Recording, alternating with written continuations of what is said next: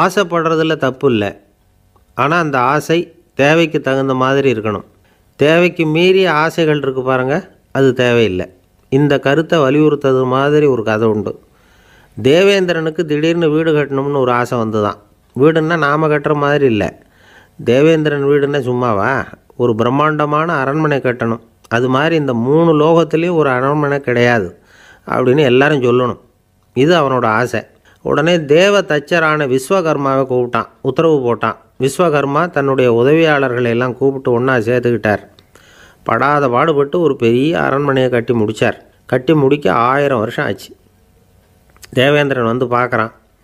அவனுக்கு திருப்தி ஏற்படலை. என்னுடைய அந்தஸ்துக்கு இது ரொம்ப சாதாரணமான கட்டிடம், இதை விட இன்னும் பெருசாக கட்டு அப்படின்னா. தேவ தச்சர் திணறி போயிட்டார். அவரால் அதுக்கு மேலே எதுவும் செய்ய முடியல. என்ன பண்ணுறதுன்னு யோசனை பண்ணார். நேராக நாரதர் காலில் போய் விழுந்தார். நீங்கள் தான் என்னை இந்த பிரச்சனையிலேருந்து காப்பாற்றணும்னார். நாரதர் யோசனை பண்ணார். சரி, கவலைப்படாதேன்னார். நேராக இந்திரன்கிட்ட போனார். இந்திரன் வந்து நாரதரை பார்த்த உடனே வாங்கன்னு கூட்டிகிட்டு போய் அரண்மனையை காட்டினான். இது மாதிரி ஒரு அரண்மனையை நீங்கள் வேறு எங்கேயாவது பார்த்துருக்குறீங்களா அப்படின்னு ரொம்ப பெருமையாக கேட்டான். நான் பார்த்ததில்லை, ஆனால் என்னை விட வயசில் மூத்தவர் மகரிஷி லோமேசர், அவர் ஒரு வேளை பார்த்துருக்கிறாரா என்னமோ அப்படின்னார். உடனே அவரை மனசில் நினச்சி தியானம் பண்ணினார். அடுத்த கணம் லோமேசர் அங்கே வந்தார். இடையில் ஒரு சின்ன துண்டு, கையில் ஒரு கமண்டலம், தலையில் ஒரு பாய், அவ்வளவுதான் அவர்கிட்ட இருந்தது. எதுக்காக தலையில் எந்த பாய் அப்படின்னு கேட்டான் இந்திரன். என்ன மாதிரி அற்ப ஆயுள் உள்ள ஒரு ஜீவன் தனியாக வீடு கட்டிக்கிட்டு திண்டாடணுமா? இந்த பாய் தான் ஒரு வீடு மாதிரி எனக்கு நிழல் கொடுக்குது அப்படின்னார் அவர்.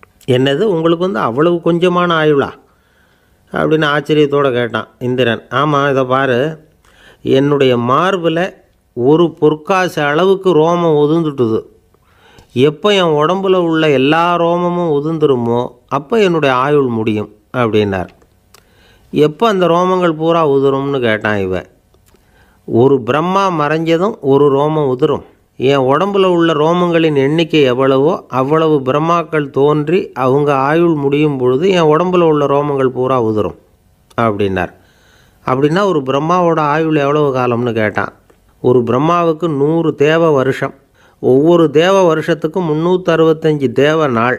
ஒவ்வொரு தேவ நாள்லேயும் ஒன்றை மாதிரி 14 இந்திரர்கள் தோன்றி மறைகிறாங்க அப்படின்னு மகரிஷி லோமேசர் சொல்கிறார். இதை கேட்டதும் இந்திரன் ஆடி போயிட்டான்.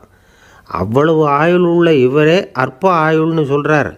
நான் என்னுடைய ஆயுளை பெருசாக நினச்சிக்கிட்டு பிரம்மாண்டமான அரண்மனை கட்டணும்னு ஆசைப்படுறேனே அப்படின்னு நினச்சான். எனக்கு வீடு கட்டின வரைக்கும் போதும்னு விட்டான். அதனால் நாமெல்லாம் நம்முடைய தேவைக்கு தகுந்த மாதிரி ஆசைப்படுறது தான் நியாயம். ஆனால் அப்படியே நடந்துக்கிறோம். மனுஷன் வந்து கடவுளையே ஏமாற்றி காசு வாங்கிறதுக்குள்ள ஆசைப்படுறான். ஒருத்தன் கடவுளை நினச்சி தவம் இருந்தான். கடவுள் நேரில் வந்தார். தேவலோகத்தில் ரூபாய்க்கெல்லாம் என்ன மதிப்புன்னு கேட்டான். அங்கெல்லாம் ரூபாய்ங்கிறது உங்கள் பணத்தில் 1 கோடி ரூபாய்க்கு சமம். அதாவது தேவலோகத்தில் 1 ரூபான்னா இங்கே 1 கோடி ரூபா. அது மாதிரி எங்களுக்கு ஒரு நாளுங்கிறது உங்கள் கணக்கில் 1 கோடி வருஷத்துக்கு சமம் அப்படின்னார் கடவுள். அப்படின்னா எனக்கு நீங்கள் அதிகமாக எதுவும் தர வேணாம், உங்கள் கணக்குப்படி ஒரே 1 ரூபா கொடுங்க, அது போதும்னா இவன் ரொம்ப சாமர்த்தியமாக. கடவுள் யோசனை பண்ணார். அது ஒன்றும் கஷ்டம் இல்லை, 1 ரூபா தானே கேட்குற, கொடுத்துட்றேன். ஆனால் இப்போ வரும்பொழுது நான் எடுத்துக்கிட்டு வரல, எங்கள் கணக்குப்படியே 1 நாள் பொறுத்துக்க பணத்தோடு வந்துடுறேன் அப்படின்னு சொல்லிவிட்டு பறந்து போயிட்டார். ஒரு குழந்தை பிறந்து 6 மாதத்தில் தான் சிரிக்க 6 வாரத்தில் சிரிக்க ஆரம்பிக்கலாம். நாமெல்லாம் பிறந்து 6வது வாரத்தில் சிரிக்க ஆரம்பிக்கிறோம். அது அந்த சிரிப்புங்கிறது நமக்கு இயற்கை கொடுத்துருக்கிற ஒரு இயல்பு தன்மை. சிரிப்பு ஒரு நாளைக்கு ஒரு குழந்தை 200 தடவை சிரிக்குதான். இது புள்ளி விவரம். ஒரு குழந்தை, நாமெல்லாம் 25 தடவை சிரிக்கிறோமா. அதுதான் இந்த ஹார்ட் அட்டாக் வர்றதுக்கு காரணமாக டாக்டருக்கு ஒத்துவாருன்னு நினைக்கிறேன். இந்த மன இறுக்கம்தான் இதய நோயை உண்டு பண்ணுது. 200 தடவை சிரிச்சுக்கிட்டு இருக்கிற குழந்தை படிப்படியாக வந்து 25 தடவைக்கு வந்துட்டோம். 15 தடவை 25 தடவை. நாமெல்லாம் அப்படி குறையப்படாது. சிரிப்புக்கு வந்து இந்த ஜோக்கே தேவைப்படாது, இயல்பு தன்மை அது. அதாவது காலங்காலமாக சிரிக்கிறது ஒரு பாவமான செயல்னு நாம் போதிக்கப்பட்டு வந்திருக்கிறோம். ஒரு அதிகாரிக்கு முன்னாடி பியூனு சிரித்தா மரியாதை குறைச்சல், ஒரு கணவனுக்கு முன்னாடி மனைவி சிரித்தா மரியாதை குறைச்சல், ஒரு வாத்தியாருக்கு முன்னாடி பையன் சிரித்தா மரியாதை குறைச்சல், ஒரு முதலாளிக்கு முன்னாடி தொழிலாளி சிரித்தா மரியாதை குறைச்சல், இப்படி சொல்லி சொல்லி சிரிப்புங்கிறது ஏதோ மரியாதை குறைவான ஒரு செயல் அப்படின்னு போதிக்கப்பட்டு வந்ததுனால சிரிப்பு மரபு ரீதியாகவே நமக்குள்ளே சிறைப்பட்டு போச்சான். அப்போ அதனால் நம்ம சிரித்தா யாராவது தப்பாக நினச்சிருவாங்களோ அப்படிங்கிற எண்ணம் வந்துட்டு தான். அந்த சிறைப்பட்டிருக்கிற சிரிப்பை வெளியில் கொண்டு வர்றதுக்கு ஜோக்குன்னு ஒரு சாவியை போட வேண்டியிருக்கு, வேற ஒன்றும் இல்லை. ஜோக்குக்கும் சிரிப்புக்கும் சம்மந்தமே இல்லையா. ஏற்கனவே இருக்கிற சிரிப்பை வெளியில் கொண்டு வர்றதுக்கு ஒரு சாவி. அந்த இயல்புத்தன்மையை, மனிதனுடைய இயல்புத்தன்மையை வெளியில் கொண்டு வர்றோம். இல்லைன்னா அது சிறைப்பட்டிருக்குது, அது மன இறுக்கத்துக்கு காரணமாகுது.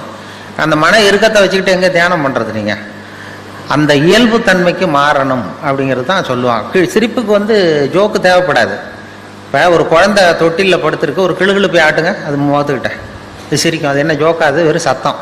ஒரு சத்தமே சிரிப்பை உண்டு பண்ணுது பாருங்க, அதுதான் இயல்புத்தன்மை. ஒரு கிளுகிழுப்ப சத்தத்துக்கு குழந்தை சிரிக்குது இல்லை, அந்த சத்தம் சிரிப்பை உண்டு பண்ணுது. அதுதான் நாம் அப்படி இருக்கணும். ஆனால் அதே கிளுகிழுப்பே ஒரு தாத்தா மூஞ்சிட்டு ஆட்டங்க கோவம் வந்துடும் அடிப்பேன். அப்படி இருந்தவர் அப்படி ஆயிட்டார். சின்ன வயசுல ஒரு கிளுகிழுப்ப சத்தத்துக்கு சிரிச்சவர் அதே கிளுகிழுப்ப சத்தத்துக்கு கோவப்படுற அளவுக்கு மாறிக்கிட்டு வரோம் பாருங்க. இப்படி மாறப்படாது. கையில் குச்சி கிச்சிருந்தா எடுத்து அடிச்சிடுவார் நீங்க. அதுக்கு அதனால இதய நோய் வரக்கூடாதுன்னு நினைக்கிறவங்கெல்லாம் சிரிக்க, அதாவது இயல்புத்தன்மை மாறாமல் இருக்கணுமா. நம்முடைய இயற்கை கொடுத்துருக்கிற அந்த இயல்புத்தன்மை மாறாமல் நம்மளை பார்த்துக்கணும் அப்படின்னு சொல்லுவாங்க. அதுதான் இயல்புத்தன்மை. இல்லைன்னா அது ரொம்ப கஷ்டமாகிடும் மனசு. அந்த மன இறுக்கம், இந்த ஹார்ட் அட்டாக்குங்கிறது யாருக்கு வரலன்னா, இங்கே இருக்கிற பெண்கள்லாம் கூட இனிமேல் ஒரு கிளுகிழு போய் வீட்டுக்கு போய் வாங்கி வச்சுங்க. யாராவது உங்கள் வீட்டுக்காரர் கோபமாக வந்தாருன்னா அப்படி அப்படியே ஆட்டி பாருங்க.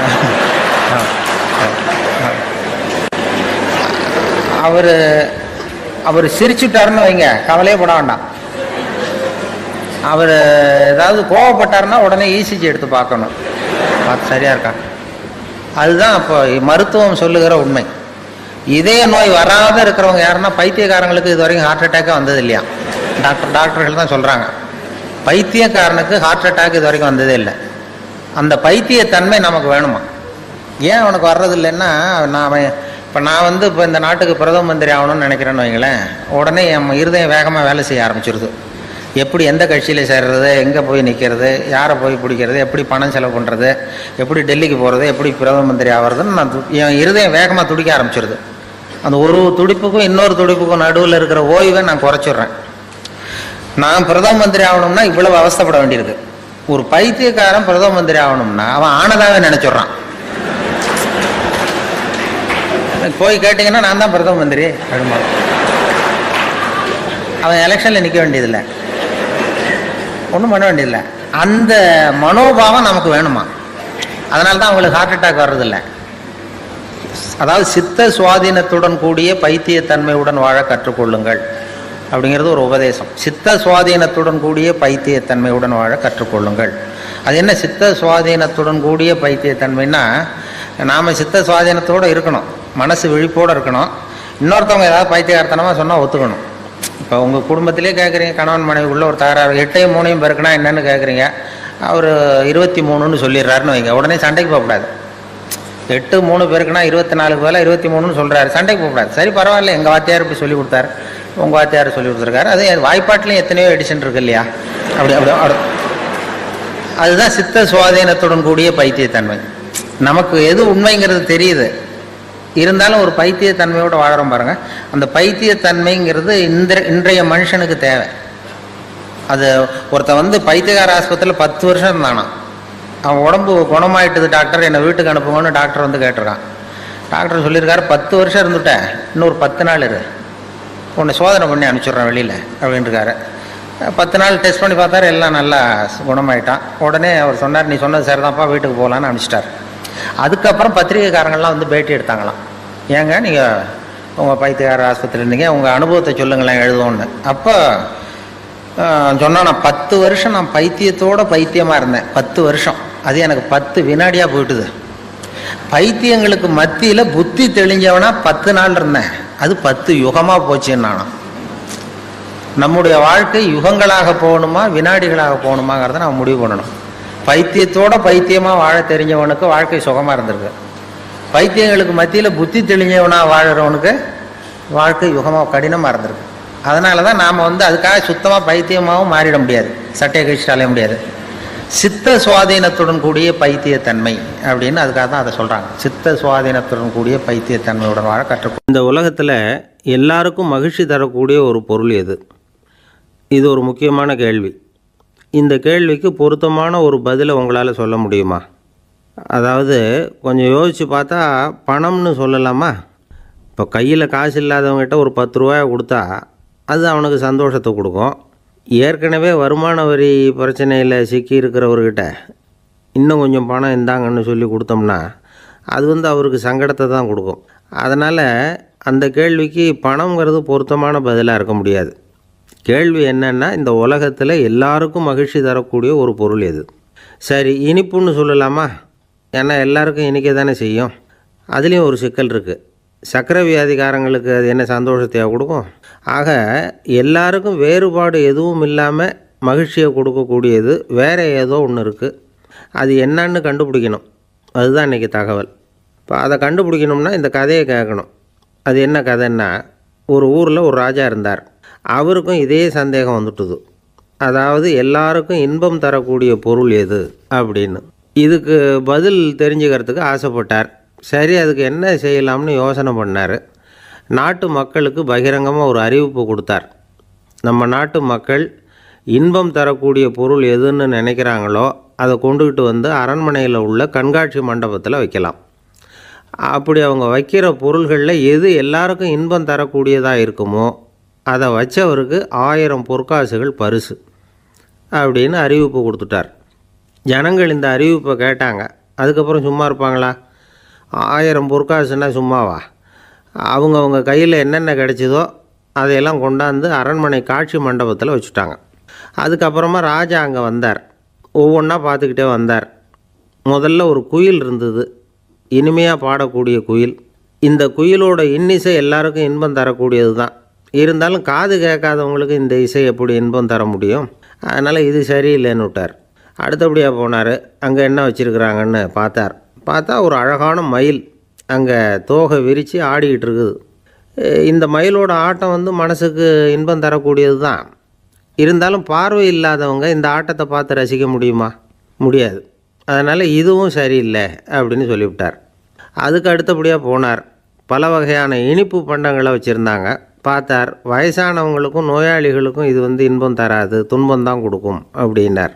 இப்படி ஒவ்வொன்றா பார்த்துக்கிட்டே போகிறார். அழகான மலர்கள், கனிகள், ஓவியங்கள் எதுவுமே பொருத்தமாக தெரியல. சகல பேருக்கும் இன்பம் தரக்கூடிய வகையில் எதுவும் இல்லை.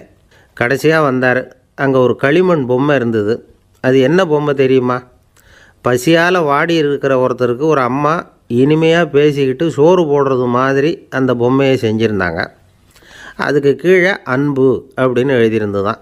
ராஜா பளிச்சுன்னு ஒரு முடிவுக்கு வந்தார். அந்த பொம்மையை செஞ்ச சிற்பியை வரவழைச்சார், பரிசு கொடுத்தார். அன்பு ஒன்று தான் எல்லாருக்கும் இன்பம் அளிக்கக்கூடிய பொருள். காது கேட்காதவங்களும் அதை கேட்க முடியும், பார்வை இல்லாதவங்களும் அதை பார்க்க முடியும், குழந்தைகளும் அதை உணர முடியும் அப்படின்னு அதுக்கு விளக்கம் கொடுத்தார் அந்த மன்னர். இந்த உலகத்தில் எல்லாருக்கும் மகிழ்ச்சி தரக்கூடிய ஒரு பொருள் அன்பு தான். அதை புரிஞ்சுக்கிட்டு தான் சில கணவன்மார்கள் மனைவி பேரில் ரொம்ப அன்பை காட்டிக்கிறது வழக்கம். ஒரு வீட்டு வாசப்படி பக்கமாக மழைக்கு ஒதுங்கினார் ஒருத்தர். மழை தூரிக்கிட்டு இருந்தது, இருட்டு நேரம். அந்த வீட்டில் இருந்தவர், இன்றைக்கி ராத்திரி வேணும்னா இங்கேயே தங்கிட்டு காலையில் போங்க அப்படின்னார். உடனே இவர் சொன்னார், ரொம்ப நன்றிங்க, ஒரு 10 நிமிஷத்தில் இதை வந்துவிடுறேன் அப்படின்னு சொல்லிவிட்டு எங்கேயோ ஓடினார். 10 நிமிஷம் கழித்து திரும்பி வந்தார். ஆமாம், எங்கே போயிட்டு வந்தீங்கன்னு கேட்டார் வீட்டில் இருந்தவர். நேராக எங்கள் வீட்டுக்கு போய் மனைவிக்கிட்ட இன்றைக்கி ராத்திரி இங்கேயே தங்கிக்கிறேன்னு சொல்லிவிட்டு வந்துட்டேன் அப்படின்னார் அவர். அன்புல இது ஒரு ரகம். இயேசுநாதர்கிட்ட ஒருத்தர் கேட்டாராம், இயேசுவே என்னை எவ்வளவு நேசிக்கிறீர்கள் அப்படின்னு. அவர் தன்னுடைய 2 கைகளையும் அகல விரித்து இவ்வளவு என்று சொல்லி சிலுவையில் உயிர் நீத்தார் அப்படின்னு சொல்லுவாங்க. அதாவது அந்த நேசிப்புக்கு எல்லை கிடையாது, அதே போல் மன்னிப்புக்கும் எல்லை கிடையாது. இது இயேசுநாதர் சொல்லி கொடுத்த ஒரு பாடம். இயேசுனுடைய சீடர்களில் ஒருத்தன் பீட்டர், அவன் ஒரு நாள் இயேசுநாதர்கிட்ட கேட்டிருக்கான், இயேசுவே நான் என்னுடைய தம்பிக்கிட்ட அடிக்கடி சண்டை போட்டுக்கிட்டு இருக்கிறேன், என்னுடைய சகோதரன் கூட, அவனை நான் எத்தனை தடவை மன்னிக்கிறது? ஏற்கனவே 7 தடவை அவனை மன்னிச்சுட்டேன் அப்படின்னு சொல்லியிருக்கிறான். அப்போது இயேசு சொன்னாராம், மன்னிக்கிறதுக்கு எத்தனை தடவைங்கிற கணக்கெல்லாம் கிடையாது. எத்தனை தடவை உன்னுடைய சகோதரன் உன்னை கோபப்படுத்துகிறானோ அத்தனை தடவை நீ மன்னிக்கிறதுக்கும் தயாராக இருக்கணும், அதுதான் அப்படின்னு சொன்னாராம். அப்போ இவனுக்கு ஒன்றும் புரியல. இது என்ன அவன் தப்பு பண்ணிக்கிட்டே இருப்பான், நாம் மன்னிச்சுக்கிட்டே இருக்கிறதா அப்படிங்கிறது மாதிரி குழப்பமாக இருந்திருக்கிறான். அப்போது இயேசுநாதர் தன்னுடைய சீடன் பீட்டர்கிட்ட ஒரு கதை சொன்னாராம். அந்த கதை இன்றைக்கு நாம் எல்லாரும் சிந்தித்து பார்க்க வேண்டிய ஒரு கதை. அதாவது மன்னிப்பை விரும்புகிறவர்கள் மன்னிக்கவும் தயாராக இருக்க வேண்டும் அப்படிங்கிறது தான் அந்த கதையினுடைய தத்துவம். அந்த இயேசுநாதர் சொன்ன கதை என்னென்னா, ஒரு மன்னர் இருந்தார். அவர் ஒரு நாள் அரண்மனையில் உட்காந்து கணக்கு வழக்குகள்லாம் பார்த்துக்கிட்டு இருந்தார்.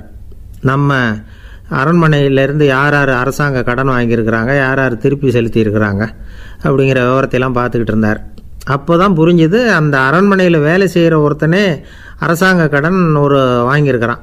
எவ்வளவு? 10,000 பொற்காசுகள் வாங்கியிருக்கான் கடன். இந்த 10,000 பொற்காசுகளை திருப்பி செலுத்தலை அரசாங்கத்துக்கு. இது மன்னர் கவனத்துக்கு வந்தது. உடனே நம்ம அரண்மனையில் இருக்கிறவனே அரசு கடன் வாங்கி திருப்பி செலுத்தாமல் இருக்கான், அவனை கூப்பிட்டு வாங்கன்னு சொல்லி கூப்பிட்டுட்டு வந்தாங்களாம். விசாரிச்சிருக்கிறாங்க, என்னப்பா நீ எவ்வளோ ஒன்று? ஆமாங்க 10,000 பொற்காசுகள் வாங்கியிருக்கிறேன், இன்னும் திருப்பி கட்டலைன்றிருக்கான். உடனே அவர் மன்னர் சொல்லியிருக்கிறார், நம்ம சட்டத்திட்டப்படி நீ உடனே பணத்தை திருப்பி கட்டிடு. அப்படி உன்னால் கட்ட முடியலன்னா உன்னுடைய வீடு வாசல் சொத்து சுகம் எல்லாத்தையும் விற்று அந்த பணத்தை அரசு கருவூலத்தில் சேர்த்துக்கிறதுக்கு நானே ஏற்பாடு பண்ணிடுறேன் அப்படின்னு அந்த மன்னர் சொன்னாராம்.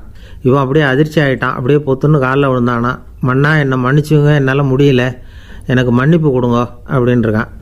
உடனே அவர் எழுந்திரிச்சு, சரி நீ மன்னிப்பு கேட்டுவிட்ட, அதனால் உன்னை மன்னிக்கிறேன், நீ பணம் கட்ட வேண்டாம் அப்படின்னு சொல்லி அந்த மன்னர் அவனை விட்டுட்டாராம். பணத்தையும் தள்ளுபடி போட்டார், நீ திருப்பி கட்ட வேண்டான்னு.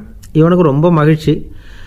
அதனால் ரொம்ப உல்லாசமாக வந்துக்கிட்டு இருக்கிறான். தெருவில் வந்துக்கிட்டு இருக்கிறப்ப இவங்கிட்ட கடன் வாங்கின ஒருத்தன் எதுக்கு வந்துக்கிட்டு இருக்கான்.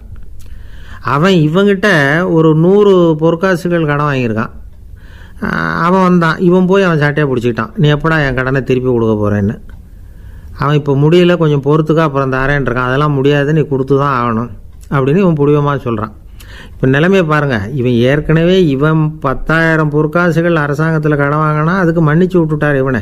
ஆனால் இவன் இன்னொருத்தனை மன்னிக்கிறதுக்கு தயாராக இல்லை. இவங்கிட்ட கடன் வாங்கின இன்னொருத்தன் 10 பொற்காசுகள், அவனை மன்னிக்க தயாராக இல்லை. அவனை கொண்டு போய் நீதிமன்றத்தில் கொண்டு போய் நிறுத்தி தண்டனை வாங்கி கொடுத்துட்டான்.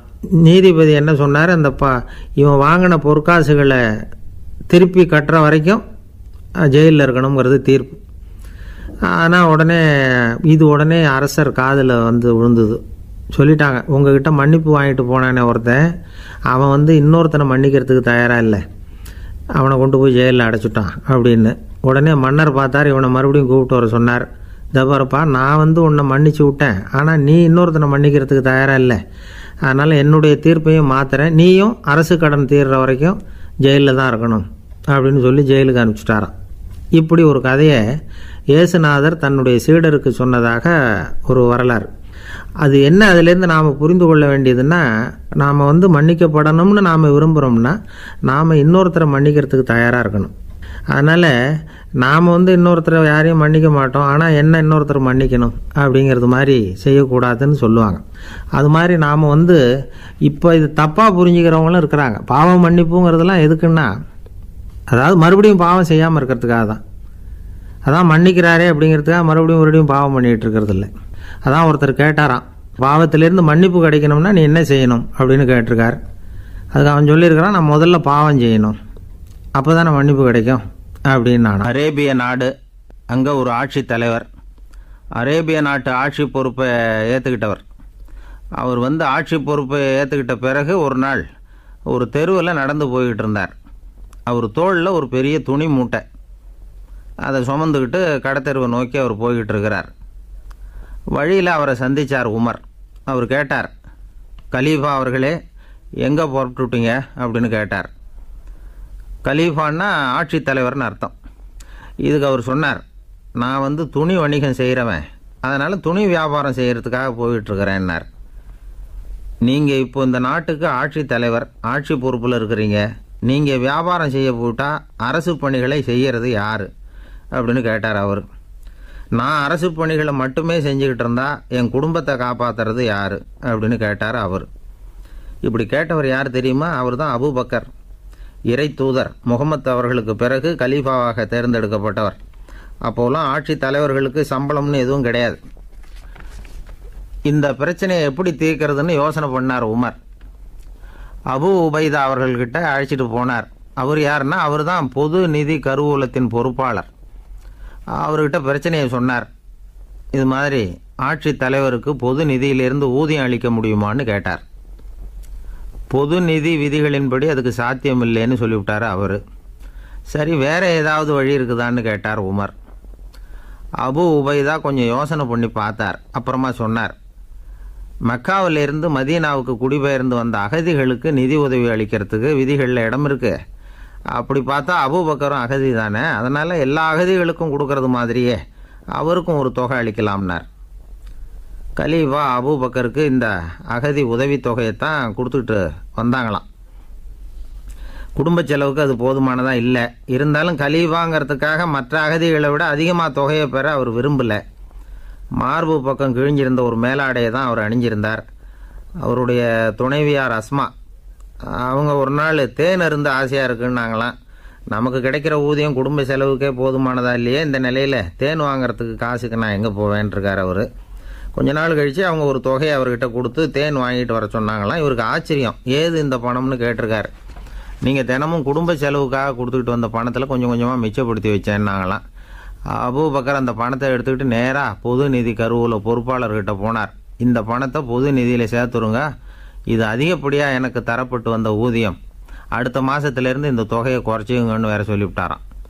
பசியை தணிக்க தேவையான அளவு உணவு, ஒரு ஜோடி உடை, இதை தவிர கூடுதலாக மக்கள் பொது நிதியிலிருந்து வாங்கிக்கிறதுக்கு என் குடும்பத்தாருக்கு உரிமை இல்லை அப்படின்னு சொல்லி கண்டிப்பாக சொல்லிவிட்டாராம்.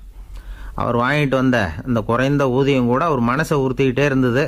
கடைசி நேரம் அவர் தம்முடைய மகள் ஆயிஷா அவர்களை அழைச்சார். மகளே, இதுவரைக்கும் பொது நிதியிலிருந்து நான் வாங்கிட்டு வந்த தொகை என்னுடைய இதயத்தில் பாரமாக அழுத்திக்கிட்டு இருக்கு. என் தோட்டத்தை விற்று அதில் வர்ற பணத்திலேருந்து நான் இதுவரைக்கும் வாங்கிட்டு வந்த ஊதிய தொகையை கணக்கு போட்டு பொது நிதியில் சேர்த்து விடு அப்படின்னாராம். பதவி ஏற்கிறதுக்கு முன்னாடி தன்கிட்ட இருந்ததை விட இப்போ கூடுதலாக என்ன சொத்து இருக்குன்னு பார்த்துருக்கார். ஒரு ஒட்டகம், ஒரு கோப்பை, ஒரு பணியாள். இதையும் அடுத்தபடியாக கலீஃபாவா வர்றவர்கிட்ட ஒப்படைச்சிருங்க அப்படின்னு விட்டாராம். அதே மாதிரி அடுத்து வந்த உமர்கிட்ட ஒப்படைச்சாங்க. அப்போ உமர் சொன்னாராம், அபூபக்கரே, இந்த முன்மாதிரியால் உங்களுக்கு பிறகு இந்த ஆட்சி பொறுப்பை ஏற்கிறவர்களை பெரும் நெருக்கடிக்கு ஆளாகி விட்டீங்க அப்படின்னு சொல்லி ரொம்ப கண் கலங்கினாராம்.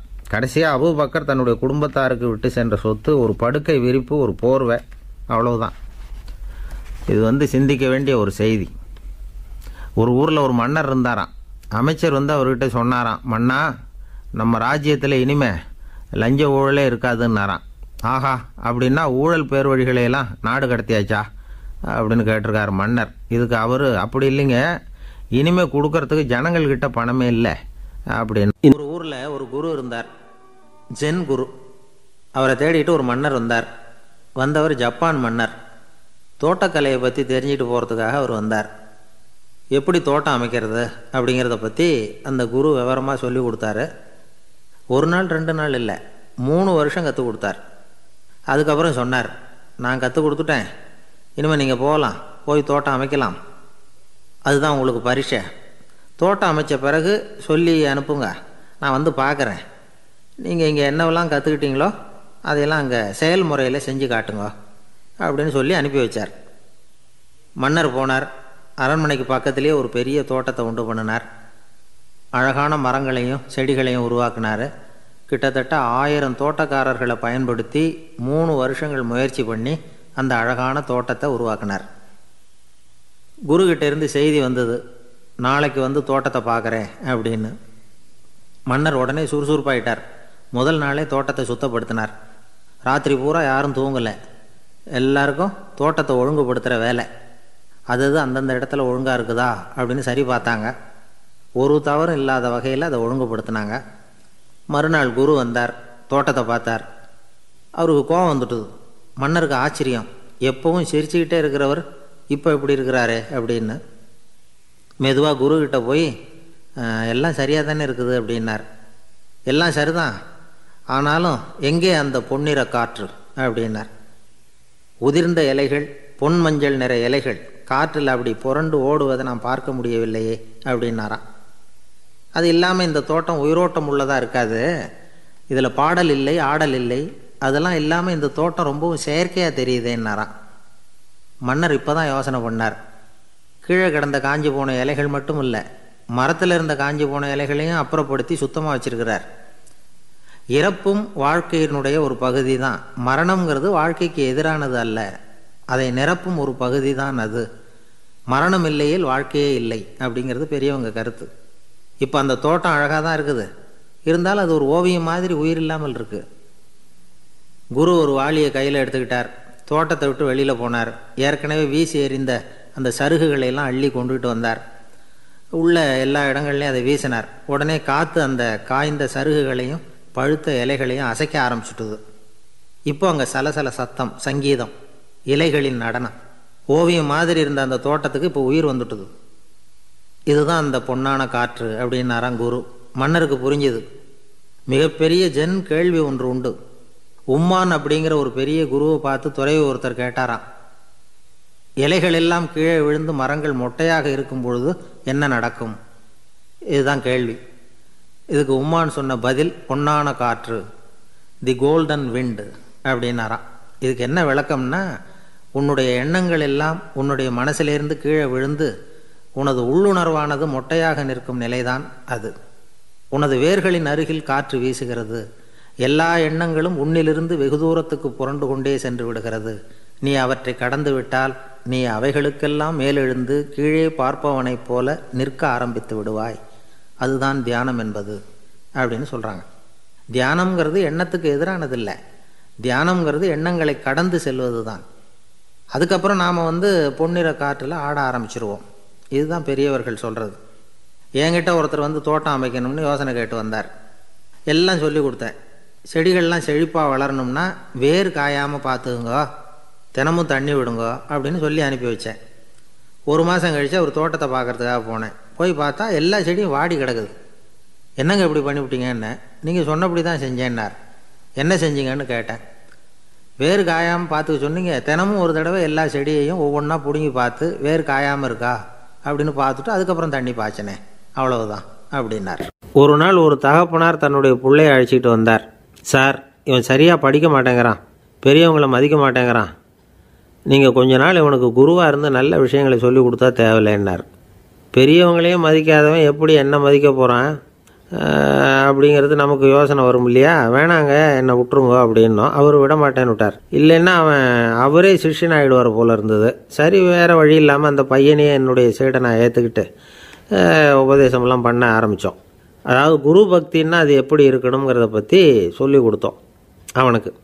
சதமகர் அப்படின்னு ஒரு குரு இருந்தார். அவருக்கு ஒரு சீடர். அவன் பேர் துளசி சைதன்யன், நைஷ்டிக பிரம்மச்சாரி. தன்னுடைய குருவுக்கு எந்த நேரத்தில் எது தேவைங்கிறத புரிஞ்சுக்கிட்டு சேவை செய்கிறவன். ஆனால் இவனை பற்றி மற்ற சீடர்களுக்கு பொறாமை வந்துட்டுது. இவன் மட்டும் இப்படி இருக்கானேன்னு உடனே குருக்கிட்ட போய் கோல் மூட்டினாங்க. அவன் சரியில்லை, அவன் நடந்துக்கிறது சரியில்லை, அப்படி இப்படின்னு எதையாவது சொல்லி. இருந்தாலும் இதையெல்லாம் அந்த குரு நம்பலை. அவருக்கு தெரியும் யார் யார் எப்படின்னு. துளசி சைதன்யன் பெருமையை மற்ற சீடர்களுக்கு உணர்த்தணும் அப்படின்னு நினச்சார். அதுக்கு ஒரு வழி பண்ணார். ஒரு நாள் சீடர்களை எல்லாம் கூப்பிட்டுக்கிட்டு ஒரு காட்டு வழியாக போய்கிட்டு இருந்தார். அங்கே ஒரு பெரிய மலை அருவி கொட்டிக்கிட்டு இருந்தது. குரு சீடர்கள் பக்கம் திரும்பினார். இந்த மலையின் மேலே இருந்து அந்த படுபாதாளத்தில் குதிக்கிறதுக்கு உங்களில் யார் தயார் அப்படின்னு கேட்டார். ஒரு சீடனும் ஆய திறக்கலை, ஒதுங்கி நின்றுக்கிட்டாங்க. பின்னாடி மூட்டை முடிச்சோடு வந்துக்கிட்டு இருந்தான் துளசி சைதன்யன். அவனை பார்த்தார். தபாருப்பா, நீ மேலே இருந்து அந்த அருவியில் குதி அப்படின்னார். அப்படியே செய்கிறேன் சுவாமின்னா ஓடி போய் பொத்துன்னு குதிச்சுட்டான். அடுத்த கணமே குருநாதர் தன்னுடைய யோக சக்தியால் பறந்து போய் அவன் கீழே விழுந்துடாமல் தாங்கி பிடிச்சி கொண்டுக்கிட்டு வந்துட்டார். மற்ற சீடர்களுக்கெல்லாம் ஒரு மாதிரி ஆயிட்டுது. அடுத்தபடியாக என்ன பண்ணலாம்னு யோசித்தாங்க இவனை மாட்டி விடுறதுக்கு. ஒரு நாள் வெத்தலை அடிக்கிற ஒரு சின்ன உரலையும் உலக்கையையும் எடுத்து ஒளிய வச்சுட்டாங்க. சதமகர் சன்னியாசி இல்லை, அவர் வெத்தலை போடுவார். பல்லு சரியில்லை, அதனால் இடித்து தான் வெத்தலையை போடணும். திடீர்னு வெத்தலை பாக்கு கேட்டார். வழக்கமாக உரலில் இடித்து தர்றது தான் துளசியின் பழக்கம். உரலை தேடினா கிடைக்கல, என்ன பண்ணுறது? குரு கேட்டுவிட்டாரே, குரு சேவை தானே முக்கியம். என்ன பண்ணால் வெத்தலை பாக்க தன்னுடைய வாயில் போட்டு முன்னும் அதை எடுத்து அவர்கிட்ட கொடுத்துட்டான். குரு எதையோ படிச்சுக்கிட்டே அதை வாங்கி வாயில் போட்டுக்கிட்டார். துளசி இன்றைக்கி தாம்பூலம் நல்லா இடிக்கப்பட்டிருக்கு, ருசியாக வேறு இருக்குது, அதை இடித்த பாத்திரத்தை என் கண்ணால் பார்க்கணும்னு ஆசையாக இருக்குன்னு விட்டார். அதை மட்டும் அனுப்பி போய் நீ வர வேண்டான்னு வேற சொல்லிவிட்டார். இதை கேட்டதும் துளசி தவிச்சு போயிட்டான். இவன் போகாமல் எப்படி வாயை மட்டும் அனுப்பி வைக்க முடியும்? இவன் தவிக்கிறத பார்த்ததும் மற்ற சீடர்களுக்கெல்லாம் மனசுக்குள்ளே ரொம்ப சந்தோஷம். துளசி கொஞ்சமும் யோசிக்கலை. வாழை எடுத்தான், தன்னுடைய தலையவே அப்படியே அறுத்து வெட்டி எடுத்தான். இன்னொரு சீடங்கிட்ட கொடுத்துட்டான், எடுத்துகிட்டு போன்னு சொல்லி. கொண்டுட்டு போய் குரு முன்னாடி வைக்கிறாங்க. அந்த தலையில் வாய் திறந்துருக்கு, வெத்தலை போட்டு முன்னு இருந்தது, தெரிஞ்சு போச்சு, சிவப்பாக இருந்தது. அவனுடைய குரு பக்தியை இப்போ எல்லாரும் ஒத்துக்கிட்டாங்க. அதுக்கப்புறம் குரு சதமகர் தன்னுடைய அற்புத திறமையினால் அந்த தலையை மறுபடியும் ஒட்ட வச்சுட்டார். துளசிக்கு உயிர் வந்துட்டுது. இப்படி ஒரு பெரிய கதை உண்டு. அதாவது துளசி சைதன்யன் அவனுடைய குரு பக்தி எப்படி அப்படின்னு கேட்டோம். ரொம்ப அபாரம் அப்படின்னு அந்த பையன் அடக்கமாக சும்மா விளையாட்டுக்காக தான் அப்படி அவங்ககிட்ட கேட்டோம். ஏன்பா உன்னுடைய குரு பக்தியை என்கிட்ட காட்டுறதுக்கு உன்னோட கழுத்தை நீயே அறுக்கணும்னு நான் சொன்னால் அதை நீ செய்வியா அப்படின்னு கேட்டோம். என்னுடைய கழுத்தை நானே அறுக்க வேண்டிய அவசியம் இல்லை சார் அப்படின்னா அவன். ஏண்டான்னு, அதே காரியத்தை தான் இனிமேல் நீங்கள் தினமும் செய்ய போகிறீங்களே சார் அப்படிங்கிறான். ஒரு வயசான பாட்டியும் தாத்தாவும் ஒரு பூங்காவில் உட்காந்து பேசிக்கிட்டு இருக்கிறாங்க. அவங்களுக்கு கல்யாணம் ஆகி 53 வருஷம் ஆச்சு. பிள்ளைங்கள்லாம் படித்து பெரிய பெரிய வேலையில் இருக்கிறாங்க. பேரன் பேத்திகளும் நல்ல நிலைமையில் இருக்கிறாங்க. இந்த தாத்தாவும் பாட்டியும் சிரித்து பேசிக்கிட்டு இருந்ததை ஒரு பெரியவர் பார்த்தார். அவருக்கு ஆச்சரியமாக இருந்தது. இந்த வயசுலேயும் இவ்வளவு அந்யோன்யமாக இவங்க பேசிக்கிட்டு இருக்கிறாங்களே அப்படின்னு நினச்சார். சரி நேரிலேயே கேட்டுருவோமே அப்படின்னு நினச்சிக்கிட்டு கிட்ட போனார். உங்கள் மன வாழ்க்கையின் வெற்றிக்கான ரகசியம் என்ன அப்படின்னு கேட்டார். இதை கேட்டதும் அந்த தாத்தா சிரிச்சுக்கிட்டே பாட்டியை பார்த்தாராம். அதுக்கப்புறம் சொன்னாராம், நான் இந்த அம்மாவை கல்யாணம் பண்ணிக்கிட்டதுக்கும் எங்களுடைய இல்வாழ்க்கை இவ்வளவு நாளாக பலம் குறையாமல் மகிழ்ச்சியாக இருக்கிறதுக்கும் காரணம் ஒன்று தான். அது என்ன காரணம்னா, எங்களுக்கு இடையில் பொதுவாக நிறைய குறைகள் உண்டு, அதுதான் காரணம் அப்படின்னாராம். அவர் சொல்கிறது சரிதான் அப்படிங்கிறது மாதிரியே அந்த பாட்டியும் அவரை நிமிர்ந்து பார்த்தாங்களாம். இந்த பெரியவர் மறுபடியும் அந்த பாட்டியை பார்த்து அதே கேள்வியை கேட்டிருக்கார். உங்களுடைய நீண்டகால மன வாழ்க்கைக்கு கிடைச்ச வெற்றி எதனாலேன்னு சொல்ல முடியுமா அப்படின்னு கேட்டாராம். அவங்களும் சிரிச்சுக்கிட்டே பதில் சொன்னாங்களாம். என்ன பதில் தெரியுமா? சில பேரை நாம் குறிப்பிட்ட பண்புகளுக்காக நேசிக்கிறோம், வேற சிலரை நாம் அந்த பண்புகள் இல்லாத குறைகளுக்காகவே விரும்பி பழகிறோம் இல்லையா அப்படின்னு கேட்டுவிட்டு தலையை குனிஞ்சிக்கிட்டாங்களாம் அந்த பாட்டியம்மா. அவங்க அப்படி சொன்னதை கேட்டதும் இவருக்கு புதுசாக ஞானம் பிறந்தது மாதிரி இருந்துதான். இதுதான் மனம் நிறைந்த மன வாழ்க்கை அப்படிங்கிறார் சுவாமி சின்மயானந்தர். பண்புகளை எப்படி நேசிக்க முடியுதோ அதே மாதிரி பண்புகள் இல்லாத குறைகளையும் நேசிக்க முடியும். மனசு தான் காரணம். ஒரு மேல்நாட்டு தம்பதி, அவங்களும் தாத்தா பாட்டி தான். அவங்க 2 பேரும் ஒரு பூங்காவில் உட்காந்து சிரித்து பேசிக்கிட்டு இருக்கிறாங்க. அதை ஒருத்தர் பார்த்தார். அவருக்கு ஆச்சரியம், இவ்வளவு காலம் ஆகி இந்த வயசுலேயும் இப்படி அன்பாக பேசிக்கிட்டு இருக்கிறாங்களே அப்படிங்கிற ஆச்சரியம். கிட்ட நெருங்கி போனார். கேட்டார், ஏன் தாத்தா உங்களுக்கு கல்யாணம் ஆகி எவ்வளோ வருஷம் ஆச்சுன்னார். 55 வருஷம் ஆச்சுன்னாராம் அவர். இன்னமும் இவ்வளவு சந்தோஷமாக இருக்கிறீங்களே, அதுக்கு என்ன காரணம்னு கேட்டிருக்கார். அதுக்கு என்ன காரணம்னா, இது வரைக்கும் எங்களுக்குள்ளே சண்டையே வந்ததில்லை அப்படின்னாராம். அது எப்படி முடியும்னு கேட்டிருக்கார் இவர் ஆச்சரியமா. அந்த தாத்தா சொல்ல ஆரம்பித்தாராம், இதை பாருப்பா, எங்களுக்கு கல்யாணம் ஆன புதுசில் நானும் என்னுடைய மனைவியும் ஒரு குதிரை மேலே ஏறி ஒரு காட்டு வழியாக போய்கிட்டு இருந்தோம். கொஞ்சம் தூரம் போனதும் அந்த குதிரை எடக்கு பண்ணிச்சு. நான் உடனே கீழே இறங்கி அந்த குதிரையை பார்த்து, இது உனக்கு முதல் தடவை அப்படின்னு மிரட்டலாக சொல்லிவிட்டு ஏறி உட்காந்தேன். மறுபடியும் போனோம். கொஞ்சம் தூரம் குதிரை நல்லபடியாக நடந்து போச்சு. மறுபடியும் எடக்கு பண்ண ஆரம்பிச்சுட்டுது. நான் கீழே இறங்கினேன். கையில் இருந்த சாட்டையால் ஓங்கி ஒரு அடி கொடுத்தேன். இது உனக்கு 2வது தடவை அப்படின்னு சொல்லிவிட்டு ஏறி உட்காந்தேன். மறுபடியும் குதிரை கொஞ்சம் தூரம் நல்ல விதமாக நடந்து போச்சு. அப்புறமும் எடக்கு பண்ண ஆரம்பிச்சுட்டுது. அந்த சமயத்தில் ஒரு ஆற்று பாலத்தை கடந்து போய்கிட்டு இருக்கிறோம். நான் கீழே இறங்கினேன். என்னுடைய மனைவியையும் கீழே இறங்க சொன்னேன். அந்த குதிரையை பிடிச்சி அப்படியே ஆற்றுல தள்ளி விட்டுட்டேன். தள்ளி விட்டுட்டு, இது உனக்கு கடைசி தடவை அப்படின்னு சொன்னேன். அதை பார்த்ததும் என் மனைவி பதறி போயிட்டாங்க. போய், ஐயோ பாவம், என்ன இப்படி பண்ணிவிட்டீங்க, உங்களுக்கு மனசில் கொஞ்சம் கூட இறக்கமே இல்லையா அப்படின்னாங்க. நான் மெதுவாக இவங்க பக்கம் திரும்பி, இது உனக்கு முதல் தடவை அப்படின்னேன். அவ்வளவுதான். அன்னையிலேருந்து இன்னைய வரைக்கும் ஒரு நாள் கூட எங்களுக்குள்ளே சண்டையே வந்ததில்லை அப்படின்னு விளக்கம் கொடுத்தார் அந்த தாத்தா. ஒருத்தர் ரொம்பவும் மகிழ்ச்சியாக வந்துக்கிட்டு இருந்தார். என்ன விஷயம்னு விசாரித்தேன். நான் தோற்று போயிட்டேன் அதுதான் மனசுக்கு மகிழ்ச்சியாக இருக்குது அப்படின்னார். எனக்கு இது ரொம்ப ஆச்சரியமாக போச்சு. இந்த உலகத்தில் தோற்று போகிறவங்க யாரும் மகிழ்ச்சியாக இருக்கிறதில்ல. அப்படி இருக்கிறப்ப இவர் இப்படி சொல்கிறாரே, எங்கே தோற்று போனீங்கன்னு கேட்டேன். அதுக்கப்புறம் தான் அவர் விவரமாக சொன்னார். என்னோட 5 வயசு குழந்தையோடு நான் விளையாடிக்கிட்டு இருந்தேன். அந்த விளையாட்டில் என் குழந்தை ஜெயிச்சு விட்டுது, நான் தோற்று போயிட்டேன் அப்படின்னார் ரொம்ப உற்சாகமாக. நான் யோசித்து பார்த்தேன். அதாவது நாம் சின்ன குழந்தையாக இருக்கிறப்போ எந்த விளையாட்டில் கலந்துக்கிட்டாலும் அதில் நாம் தான் ஜெயிக்கணும்னு ஒரு வெறி நமக்குள்ளே இருக்கும்.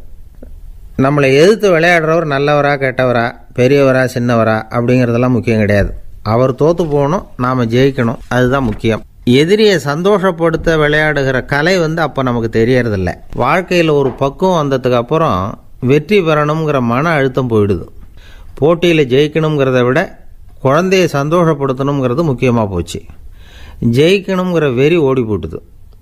ஒரு குழந்தையாக இருந்தப்போ நம்ம வளர்ச்சிக்கு உதவிய வெறி பெரியவனானதுக்கு பிறகு நமக்கு எதிரியாக மாறுது. அதை சரியான சமயத்தில் நாம் புரிஞ்சுக்கிட்டோம்னா போதும், நாம் பொழைச்சிக்கலாம். ஒவ்வொரு மனுஷனுமே வாழ்க்கையோட அடுத்த கட்ட வளர்ச்சியில் அடி எடுத்து வைக்கிற நேரத்தில் தன்கிட்ட இருந்து ஏதோ ஒரு குணத்தை அல்லது தன் குணம் இருந்த ஏதோ ஒரு உறவை நாம் இழக்கத்தான் வேண்டியிருக்குது. ஒரு கட்டம் வரைக்கும் உதவியாக இருந்த குணம் அடுத்த கட்டத்துக்கு தடையாக கூட மாறிடலாம். இந்த பரிமாண மாற்றத்துக்கு உள்ளாகிற ஒவ்வொருத்தரும் பிரத்யட்சமாக இதை உணர்றாங்க. ஆனால் பல பேர் எப்படின்னா பழசை திறந்துவிட்டு புதிய கொள்கைகளை உருவாக்கிக்கிறதுக்கு இஷ்டம் இல்லாமல் இருந்துடுறாங்க, அல்லது அப்படி செய்ய முடியாமல் தவிக்கிறாங்க. இதையெல்லாம் மீறி அந்த பழசை திறந்துட்டா அதை இழந்ததால் உண்டாகிற மன அழுத்தம் சில காலத்துக்கு வருத்திக்கிட்டு தான் இருக்கும், வேறு வழி இல்லை. ஆரோக்கியமான ஒரு முன்னேற்றத்துக்காக அந்த மன அழுத்தத்தை தாங்கிக்கத்தான் வேணும் அப்படிங்கிறாரு அந்த உலக புகழ்பெற்ற மேதை ஒருத்தர், இந்த ஸ்காட் பெக் அப்படிங்கிறவர். பிறந்த நாள் முதல் இதுதான் சரி அப்படின்னு கற்பிக்கப்பட்டு வந்த ஒவ்வொரு தத்துவத்தையும் தங்களுடைய வளர்ச்சிக்கு தகுந்த மாதிரி மாற்றி அர்த்தப்படுத்தி கொள்ள முடியாமல் வாழ்க்கை சூழலில் அப்படியே அரைப்பட்டு தூளாகிறவர்கள் தான் ரொம்ப தவிக்கிறாங்களாம். இதுதான் அவருடைய கருத்து. பெரும்பாலும் மனிதர்களுடைய நடுத்தர வயசில், அதாவது 30 தாண்டுகிற சமயத்தில் தான் இந்த தவிப்பு உண்டாகுதான். இதை தான் மேற்கத்திய நாடுகளில் அடிக்கடி மிட் லைஃப் கிரைசிஸ் அப்படின்னு சொல்கிறாங்க. அப்பப்போ பழசையெல்லாம் தொலைச்சி விட்டு புதுசாக பிறக்கிறதுக்கு கற்றுக்கணும். ஒவ்வொரு நிமிஷத்தையும் அந்த நிமிஷத்துக்கு ஏற்ற சித்தாந்தம் கொண்டவர்களாக சந்திப்போம் அப்படிங்கிறார் அந்த உளவியல் நிபுணர். இப்படி பழகிக்கிட்டால் வாழ்க்கை இன்பமயம், இல்லைன்னா தவிப்பு மயம்தான். பழசை தொலைக்க முடியாதவர்களில் எத்தனையோ பேர் உண்டு, எத்தனையோ ரகம் உண்டு. அதில் வேடிக்கையான நண்பர்களும் உண்டு. ஒருத்தர் நண்பர் வீட்டுக்கு போனார். அவர் ஏதோ இனிப்பு பலகாரம் கொடுத்து சாப்பிட சொல்லியிருக்கிறாங்க அவங்க வீட்டில். இவர் சாப்பிட்டு பார்த்துட்டு சொன்னாராம், சார் 6 மாதத்துக்கு முன்னாடி ஒரு தடவை இங்கே வந்தேன், அப்போது ஒரு இனிப்பு பலகாரம் கொடுத்தீங்க, அது இதை விட நல்லா இருந்தது சார் அப்படின்னாராம். அப்போ செஞ்ச அதே இனிப்பு பலகாரம் தான் சார் இதுவும் அப்படின்னாராம். ஒரு வயசான அம்மா தெரு வழியாக போயிட்டு இருந்தாங்க. அவங்க கையில் எண்ணத்தையோ வச்சுக்கிட்டு அதை அடிக்கடி பார்த்துக்கிட்டே இருந்தாங்க. ஒருத்தன் மெதுவாக அவங்கக்கிட்ட போய் கையில் இருக்கிறது என்ன அப்படின்னு எட்டி பார்த்தா அவங்க கையில் 4 பல் இருந்துதான். இவன் ஆச்சரியமாக அந்த அம்மாவை பார்த்தான். ஏம்மா உனக்கு என்ன பைத்தியமா, ஏது இந்த பல், இதை என்னத்துக்காக கையில் வச்சுக்கிட்டு அலைஞ்சிக்கிட்டு இருக்கிற அப்படின்னு கேட்டிருக்கான். அதுக்கு அந்த அம்மா விவரம் சொல்ல ஆரம்பித்தாங்களாம். இதை பாருப்பா, எனக்கு ஒரு மகன் இருந்தான், அவனை ரொம்ப செல்லமாக வளர்த்தேன். அவனை தரையிலேயே நடக்க விடுறதில்ல, எப்பவும் தூக்கி வச்சுக்கிட்டு இருப்பேன். அவன் நல்லா பெரியவனாகி பள்ளிக்கூடம் போகிறப்ப கூட அவன் புஸ்தக மூட்டையை நான் தான் சுமந்துக்கிட்டு போவேன். பார்க்குறவங்க கூட கேலி பண்ணுவாங்க, ஏம்மா படிக்க போகிறது நீயா உன் பிள்ளையான்னு கேட்பாங்க. அவன் இன்றைக்கி எவ்வளோ பெரிய மனுஷன் ஆகிட்டான், வெளிநாட்டில் பெரிய உத்தியோகத்தில் இருக்கான். சமீபத்தில் இங்கே வந்துட்டு போனான். ஒரு நாள் ஏதோ கோபத்தில் என்ன அரைஞ்சுட்டான். அப்போ இந்த 4 பல்லும் கீழே விழுந்துட்டுது. இன்னமும் கூட விழுந்திருக்கும், ஆனால் பல்லு தான் இல்லை. என் புள்ள அரைஞ்சதுனால விழுந்த பல்லு இல்லையா அது, அதனால் இதை எப்பவும் என் கையிலேயே வச்சுக்கிட்டு ஆசையோடு பார்த்துக்கிட்டு இருக்கிறேன். அவன் தான் வெளிநாட்டுக்கு போட்டான், அவனை பார்க்க முடியாத ஏக்கத்தை நான் இந்த பல்லை பார்த்து போக்கிக்கிறேன் அப்படின்னு நாங்களாம் அந்த அம்மா. இந்த கதை எதுக்காகன்னா, தாய் அன்பு அப்படிங்கிறது எப்படிப்பட்டதுங்கிறத புரிஞ்சுக்கிறதுக்காக. கல்யாணம் ஆனதுக்கப்புறம் தாயை மறந்து விட்றவங்க எத்தனை பேர் இந்த உலகத்தில், அவங்க காதில் வேணுங்கிறதுக்காக தான் இந்த தகவல். ஆனால் ஒரு விஷயம் மட்டும் நல்லா புரிஞ்சுக்கணும், தாயை மதிக்க தெரிஞ்சவங்க தான் இன்றைக்கி வாழ்க்கையில் எல்லா விதத்துலேயும் முன்னுக்கு வந்திருக்கிறாங்க. வேணும்னா விசாரித்து பார்த்துக்குங்க. இன்னொரு அம்மா இருந்தாங்க. அவங்க தினமும் ஒரு கோயிலுக்கு வருவாங்க. சாமியை பார்த்து, கடவுளே நான் இறந்து போனால் நரகத்துக்கு போகணும் அப்படின்னு வேண்டிக்குவாங்களாம். எல்லோரும் சொர்க்கத்துக்கு போகணும்னு தானே கடவுள்கிட்ட வேண்டிக்குவாங்க. இந்த அம்மா தினம் வந்து நான் நரகத்துக்கு போகணும் அப்படின்னு வேண்டிக்கிறாங்க. அங்கேருந்து அர்ச்சகருக்கு இது சந்தேகம். ஒரு நாள் அதை நேரடியாகவே அவங்கக்கிட்ட கேட்டுவிட்டார். அதுக்கு அந்த அம்மா பதில் சொன்னாங்களாம், ஐயா, எனக்கு கல்யாணம் ஆகி ரொம்ப நாள் வரைக்கும் குழந்தை பாக்கியம் இல்லாமல் இருந்தது. கோயில் குளம் எல்லாம் சுற்றி வந்தேன். ரொம்ப நாள் கழித்து ஒரு குழந்தை பிறந்தது, ஆண் குழந்தை. அவனை நான் ரொம்ப செல்லம் கொடுத்து வளர்த்தேன். அதோட விளைவு என்ன ஆச்சுன்னா, அவன் ரொம்ப மோசமாக ஆயிட்டான். கெட்ட பழக்க வழக்கம்லாம் கற்றுக்கிட்டான். அவன் இறந்து போனால் நிச்சயம் அவனுக்கு நரகம்தான் கிடைக்கும். அந்த அளவுக்கு கெட்டவன் அவன். அப்படிப்பட்ட காரியங்கள்லாம் பண்ணிகிட்ருக்கான், எனக்கு தெரியும். இவனுக்காக நரகத்தில் கூட யாரும் தயவு காட்ட மாட்டாங்க, தாட்சண்யம் காட்ட மாட்டாங்க. அதனால் இவனுக்கு முந்தி நான் இறந்து நரகத்துக்கு போயிட்டா அங்கே இவனை கவனிச்சிக்கலாமே, இவனுக்கு பணிவிடை செய்யலாமேன்னு பார்க்குறேன் அப்படின்னு நாங்களாம். அதனால தான் நான் நரகத்துக்கு போகணும்னு தினம் ஆண்டவனை வேண்டிகிட்டு இருக்கிறேன் அப்படின்னு கண்கலங்கி அந்த அம்மா சொன்னாங்களாம். அதுதான் தாய் உள்ளம்ங்கிறது. தாயின் பெருமையை வந்து சரியாக உணர்ந்துட்டா அவங்களுக்கு எப்பவும் எந்த கஷ்டமும் வராது. இது ஏதோ உபதேசத்துக்காக சொல்கிற வார்த்தை இல்லை, உண்மையான வார்த்தை. இந்த விவரத்தையெல்லாம் நண்பர் ஒருத்தர்கிட்ட சொல்லிகிட்டு இருந்தேன். அவர் கொஞ்ச நாள் கழித்து என்னை தேடி வந்தார். அவர் கையிலேயே 4 பல் வச்சுருந்தார். என்னங்க ஆச்சு, ஏதுங்க இந்த பல் அப்படின்னு விசாரித்தோம். உங்கள் உபதேசத்தை கேட்டுவிட்டு இந்த உலகத்தில் எல்லாரையும் தாயாக நினைக்க ஆரம்பிச்சிட்டேன். ஒரு அம்மாவை கடத்தரில் பார்த்து தாயேன்னு கூப்பிட்டேன். அவங்க உடனே பலார்னு என்னை அரைஞ்சிட்டாங்க. பல் விழுந்துட்டுது. அதை தான் பொறுக்கி எடுத்துக்கிட்டு நேராக உங்களை தேடி வந்துக்கிட்டு இருக்கிறேன்னார். தாயேன்னு தானே கூப்பிட்டீங்க, அதுக்கு ஏன் அரைஞ்சாங்க அப்படின்னு கேட்டோம். நான் தாயேன்னு கூப்பிட்டது அவங்க காதில் நாயேன்னு விழுந்துட்டு தான், அதுதான் இப்படி ஆயிட்டுது அப்படின்னார்.